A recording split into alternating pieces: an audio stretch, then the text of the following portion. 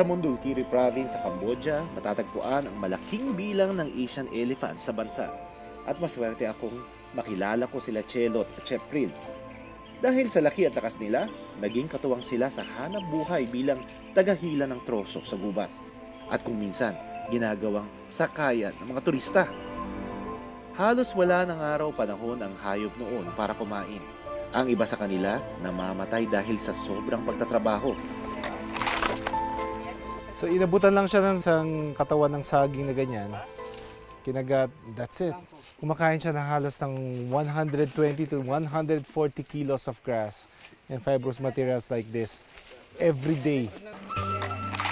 Ito yung ginagawa niya.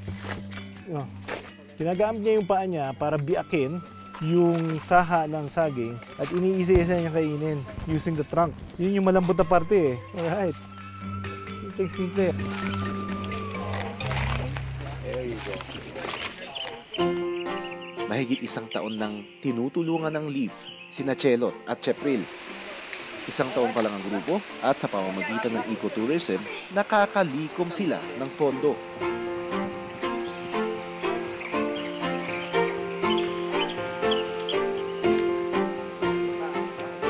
The money is gonna be going to the community, and that money we keep in the safe to build some stuff and for elephant injection.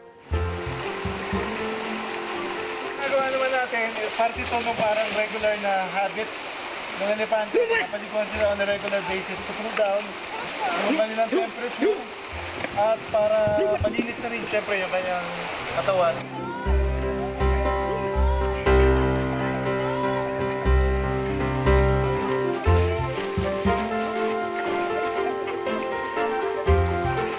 Saglit lang yung ginawang paglilinis dun sa mga elephant.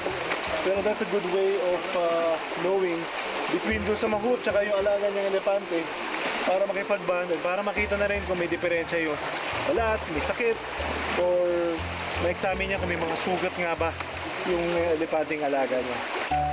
Araw-araw, dinadala sila rito ng kanilang mga mahout para makakain at makaligo.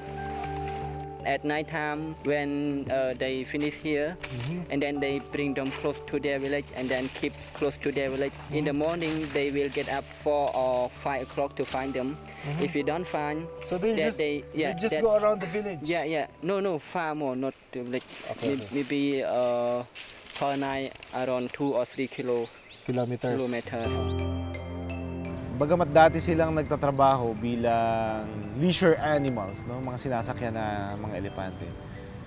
Right now, in a way, they're still kinda working, pero mas iba na lang yung setup. Kumbaga, mas may madaming oras na sila ngayon para makakain.